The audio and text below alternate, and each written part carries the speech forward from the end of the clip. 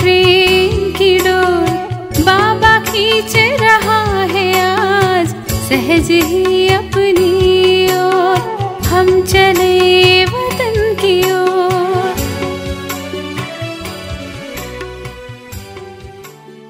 ஓம் சாந்தி. 9/1/1975 அவ்யக்த பாப்தாதா மதுபன். வாணியின் தலைப்பு: எதிர்பார்ப்பதற்கு பதிலாக ஏற்பாடுகளை செய்யுங்கள். நிராகாரி, ஆக்காரி மற்றும் சாக்காரி, இந்த 3 நிலைகளையும் சமமாக ஆக்கியிருக்கிறீர்களா? எவ்வளவு சாக்கார ரூபத்தில் நிலைத்திருப்பது சுலபமாக அனுபவம் செய்கிறீர்களோ அந்த அளவே ஆக்கார சுரூபம், அதாவது தன்னுடைய சம்பூர்ண நிலையில் மற்றும் தன்னுடைய அனாதி சுரூபமாகிய நிராகாரி நிலையில் நிலைத்திருப்பதும் சுலபமாக அனுபவம் ஆகின்றதா? சாக்கார சுரூபம் ஆதி சுரூபம் ஆகும் மற்றும் நிராகார நிலை அனாதி சுரூபம் ஆகும். அப்படியானால் ஆதி சுரூபம் சுலபமாக இருக்கிறதா அல்லது அனாதி சுரூபத்தில் நிலைத்திருப்பது சுலபமாக இருக்கிறதா? அது அழியாத சுரூபம் மற்றும் சாக்கார சுரூபம் மாற்றமாகும் சுரூபம் ஆகும்.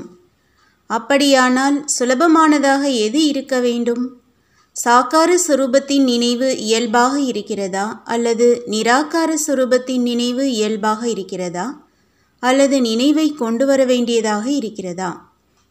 நான் என்னவாக இருக்கிறேன், எப்படி இருக்கிறேன், அதை நினைவில் கொண்டு வருவதற்கான அவசியம் என்ன இருக்கிறது? இதுவரையிலும் நினைவு சுரூபமானவராக ஆகவில்லையா? இது கடைசி நிலையா அல்லது வெகு காலத்து பயிற்சி உள்ளவர்தான் இந்த நிலையை பிராப்தி செய்து கௌரவமாக தேர்ச்சி பெறுபவராக ஆக முடியுமா? தற்சமயம் முயற்சி செய்பவர்களின் மனதில் நாம் கடைசியில் வெற்றியாளராக ஆகிவிடுவோம் மற்றும் கடைசியில் தடையற்றவராக, மேலும் தடையை அளிப்பவராக ஆகிவிடுவோம் என்ற இந்த எண்ணம் உருவாகி இருக்கிறது. இந்த எண்ணம்தான் ராயல் ரூபத்தின் அலட்சியமாகும். அதாவது இது ராயல் மாயாவாகும். இது சம்பூர்ணம் அடைவதில் தடையை ஏற்படுத்துகிறது. இந்த அலட்சியம்தான் வெற்றியடைபவராக மற்றும் சமமாக ஆகுபவராக ஆகவிடுவதில்லை. இரண்டாவது எண்ணம், விநாசம் எப்பொழுது ஏற்படும் என்று எண்ணிக்கொண்டே இருக்கிறீர்கள் இல்லையா? என்னவாகும், எப்படி ஆகும், அல்லது ஆகுமா ஆகாதா என்று யோசித்து கொண்டே இருக்கிறீர்கள். இது சரியான சுரூபம் இல்லை, இது சந்தேகத்தின் ரூபமாகும். எனவேதான் நேரடி வார்த்தை கூறாமல் எப்படியாகும், என்னவாகும் என்று ராயல் வார்த்தைகளில் கூறுகிறார்கள். இந்த சொரூபத்தில் இருந்து யோசிக்கிறீர்கள். நேரம் எவ்வளவு அருகில் வந்து கொண்டிருக்கிறதோ அந்த அளவு தன்னை சத்தியுகத்தின் தேவி தேவதைகளின் விசேஷங்களின் அருகில் இருப்பவராக ஆக்கி கொண்டிருக்கிறீர்களா? விநாசம் எதற்காக இருக்கும், யாருக்காக இருக்கும், இதை தெரிந்திருக்கிறீர்களா?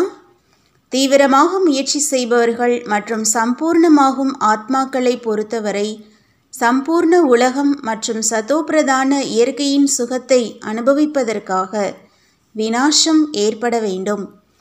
அப்படியானால் விநாசம் எப்பொழுது ஏற்படும் என்று கணக்கு பார்த்து கொண்டே இருக்க வேண்டுமா?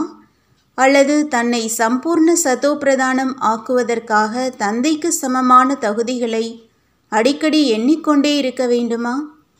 விநாசத்தின் நேரத்திற்காக காத்திருப்பதற்கு பதிலாக தன்னை இப்பொழுதிலிருந்தே சம்பன்னம் ஆக்குவதில், மேலும் தந்தைக்கு சமமாக ஆவதற்கான ஏற்பாடுகளில் இருக்க வேண்டும்.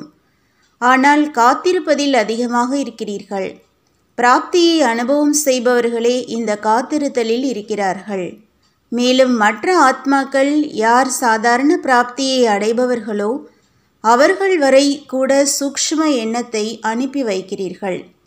இதன் விளைவாக பெரும்பான்மையான ஆத்மாக்கள் விநாசம் எப்பொழுது ஏற்படுமோ அப்பொழுது பார்த்து கொள்ளலாம் என்ற இந்த வார்த்தையை தான் கூறுகிறார்கள்.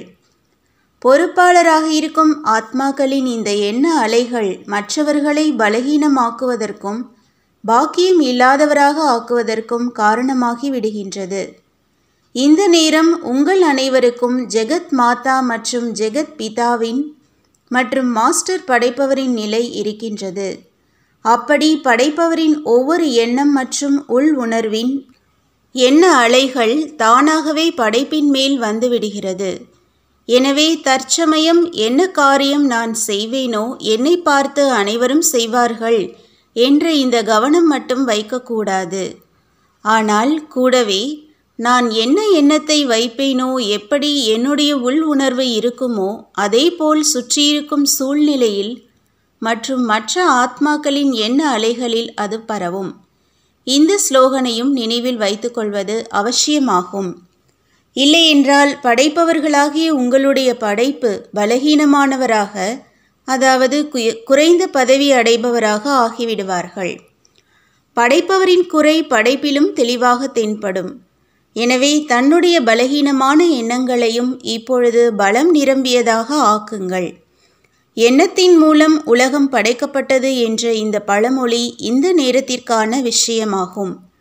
எப்படி எண்ணமோ அப்படி தன்னுடைய படைப்பை படைப்பதற்கான பொறுப்பாளர் ஆவார்கள். எனவே ஒவ்வொரு நட்சத்திரத்திலும் தனித்தனி உலகம் இருக்கிறது என்று வர்ணனை செய்கிறார்கள். தான் அநேக ஆத்மாக்களுக்கு ஆதாரமானவன் என்பதை நினைவில் வைத்து நடந்து கொள்கிறீர்களா? அல்லது இது பாப்தாதாவின் வேலையா? உங்களுடைய வேலையா அல்லது தந்தையின் வேலையா? பிராப்தியை அடைவதற்கு நீங்கள் முயற்சி செய்ய வேண்டுமா அல்லது தந்தை செய்ய வேண்டுமா?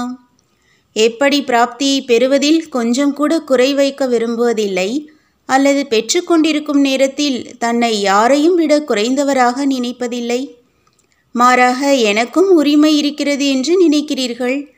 அதே போலவே ஒவ்வொரு விஷயத்தை செய்வதிலும் தன்னை அதிகாரியாக நினைக்கிறீர்களா? அல்லது செய்ய வேண்டிய நேரத்தில் தன்னை சிறியவர்கள் என்றும் இதுவோ பெரியவர்களின் வேலை என்று நினைக்கிறீர்களா? மேலும் பெற வேண்டிய நேரத்தில் சிறியவர்கள் நாங்களும் குறைந்தவர்கள் இல்லை, சிறியவர்களுக்கும் அனைத்து அதிகார உரிமைகளும் இருக்க வேண்டும், சிறியவர்களையும் பெரியவர்கள் என்று புரிந்து கொள்ள வேண்டும் மற்றும் ஆக வேண்டும் என்று நினைக்கிறீர்களா? யார் செய்வாரோ அவர் அடைவாரா அல்லது யார் யோசிக்கிறார்களோ அவர்கள் அடைவார்களா? நியமம் என்ன? யோசிப்பது, சொல்வது மற்றும் செய்வது, இந்த மூன்றையும் ஒரே சமமாக ஆக்குங்கள். யோசிப்பது மற்றும் சொல்வது மிக உயர்ந்ததாக இருந்து செய்வது ஒன்றுமே இல்லை என்றால் அவர்கள் யோசிப்பது மற்றும் சொல்வதிலேயே நேரத்தை கழித்து விடுவார்கள். மேலும் செய்வதினால் என்ன அடைய வேண்டுமோ அதை அடைய முடியாது. தன்னை உயர்ந்த பிராப்தியிலிருந்து வஞ்சிக்க செய்தே விடுவார்கள். தன்னுடைய படைப்பையும் வஞ்சித்து விடுவார்கள். எனவே சொல்வது குறைவு மற்றும் செய்வது அதிகமாக இருக்க வேண்டும். கடினமாக உழைத்து அடைவோம் என்ற இந்த லட்சியத்தை எப்பொழுதும் நினைவில் வையுங்கள். என்னையும் மகாரதி மற்றும் சேவைக்கு தகுதியானவர் என்று புரிந்து கொள்ள வேண்டும். எனக்கும் அதிகாரம் கொடுக்க வேண்டும், அன்பு மற்றும் சகயோகம் கொடுக்க வேண்டும் என்று இது கேட்பதற்கான பொருள் அல்ல. உயர்ந்த காரியம், உயர்ந்த உள் உணர்வு மற்றும் உயர்ந்த எண்ணத்தின் சித்தி ரூபத்தில் இந்த அனைத்து விஷயங்களும் இயல்பாகவே பிராப்தியாகின்றது. எனவே இந்த சாதாரண எண்ணங்களில் அல்லது வீணான எண்ணங்களிலும் நேரத்தை வீணாக இழக்காதீர்கள். புரிந்ததா? அப்படி தந்தைக்கு சமமாக குணம் நிறைந்த மற்றும் காரியம் செய்யக்கூடியவர்களுக்கு, ஒவ்வொரு எண்ணத்திலும் பொறுப்பை உணரக்கூடியவர்களுக்கு, எண்ணத்தில் கூட அலட்சியத்தை அகற்றக்கூடியவர்களுக்கு, எப்பொழுதும் தந்தைக்கு சமமாக தந்தையின் துணைவனாகி துணையை வைத்து கொள்ளக்கூடிய, ஒவ்வொரு பங்கையும் சாட்சியாக இருந்து செய்யக்கூடிய, அனைவரையும் விட உயர்ந்த ஆத்மாக்களுக்கு பாப் தாதாவின் அன்பு நினைவுகள் மற்றும் நமஸ்காரம். ஓம் சாந்தி. तुम बच्चों को तो सर्विस करनी है, जो बाबा कहते हैं सबको ये बताओ कि देखो तुम्हारा एम एंड ऑब्जेक्ट ये है, एक गीता है बगैर, ये राजयोग है ना बच्चे। कैसे है राजयोग? बिल्कुल सहज है कि बाप को याद करो तो ये वैसा मिलेगा तुमको। ओम शांति।